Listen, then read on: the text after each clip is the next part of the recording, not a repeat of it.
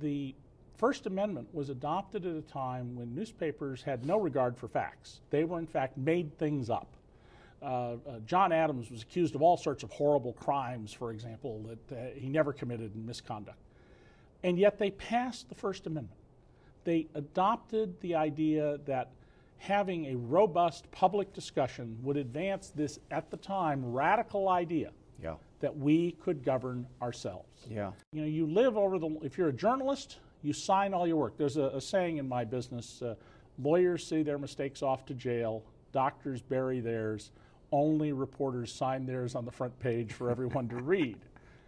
And the only thing you have to sell is your reputation about that. And over the long haul, your reputation will stand or fall. But this notion that you should bow down before the government, that you should not report things, that we should allow courts to seal records and conduct government in private, that we should say we're going to give money to this or that party, but you can't know how much of your tax dollars were spent or how because of confidential business reasons.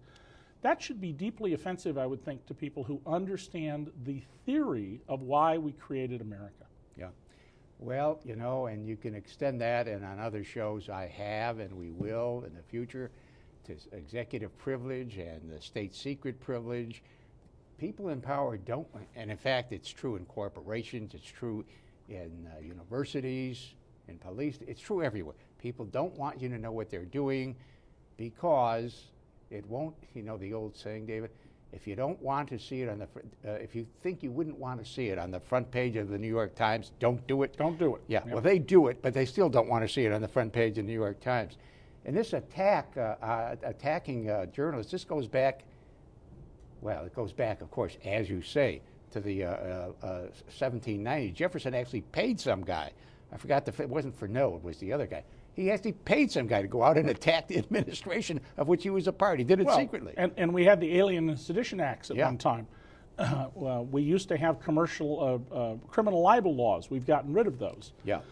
But it seems to me that you need to have journalists who do many different things. You need to cover sports, you need to have funny stories, but you need to have a significant core of journalists whose job is to be skeptical about the government's operations, to tell you not what the politicians say, but what the government actually is doing. And we will be better off in the long run, I believe, if we do that, because it's a funny thing. Truth tends to lead to better policies.